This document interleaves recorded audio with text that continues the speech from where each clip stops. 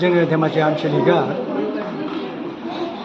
ब्रह्म धोरोमनि जोनोम सान हिसाबै जोङो जाय गामिया लाङो थिग बेबादियैनो लांनाय बादियैनो जोङो बे सान फालिनायखौ एबा 1 सेप्तेम्बर सानखालि जोङो धोरोमनि जोनोम सान हिसाबै फालिनाय जायो।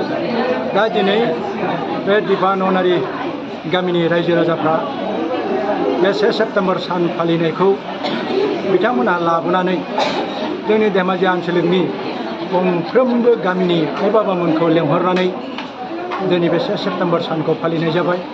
बेजों लोगोसे दिनैनि बे फिरफिलाखौ बिरहोनाय जायो जोंनि आन्चलिक आफादनि आफादगिरि मनिराम बसुमतारी बाबाया दिनैनि बे फिरफिला गोथार साननि फिरफिलाखौ बिरहोनाय जायो। बेनिफ्राय जोङो बे फिरफिला बिरहोखांनायनि उनाव जयग'नि हाबाफारि लादों। जयग'नि हाबाफारिखौ दैदेनो जोंनि आन्चलिकनिनो गाहाय प्रसारक मुस्रि ब्रजेन मोसाहारि बाबाया। बेजों लोगोसे जोंनि गासैबो रायजो राजाफ्रा धोरोमनि बे जयग'नि हाबाफारियाव बाहागो लानानै जोङो जयग'खौ फारियै मावखांनाय जायो। जयग' मावखांनायनि उनाव जोङो बे धोरोमनि सान फालिनायाव धोरोम शास्त्रनि बिबुंथि सासे सानै आइ बाबामोनखौ लाखिहोनाय जायो।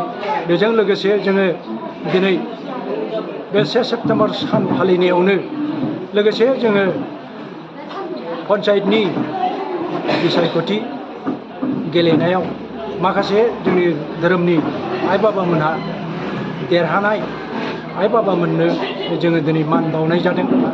मान बावनायाव जोंनि धोरोम आफादनिफ्राय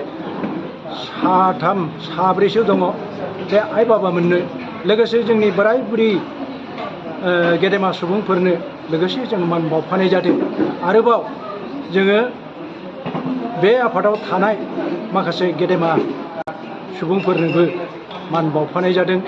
बेजों लोगोसे दिनैनि बे मान बावनाय हाबाफारिखौ फारियैनो जोङो मावलांबाय थागोन आरो जोंनि बे 1 सेप्तेम्बर फालिनायखौ जाय गामियानो लाङाथों बेखौ जोङो बोसोरफ्रोमबो जोङो फालिनाय जागोन। दा बेहाय आरो जोङो फालियाबासिनो थानाय नङा आरो थानायबो जाया। जोंनि ब्रह्म धोरोम आफादखौ जोङो बिदिनो दैदेनलांगोन आरो रायजो राजाखौ मोजाङै मोजां जोङो बोखांबोनो थाखाय बे आइटेमखौ लाबाय थानाय जायो। बेखिनिखौनो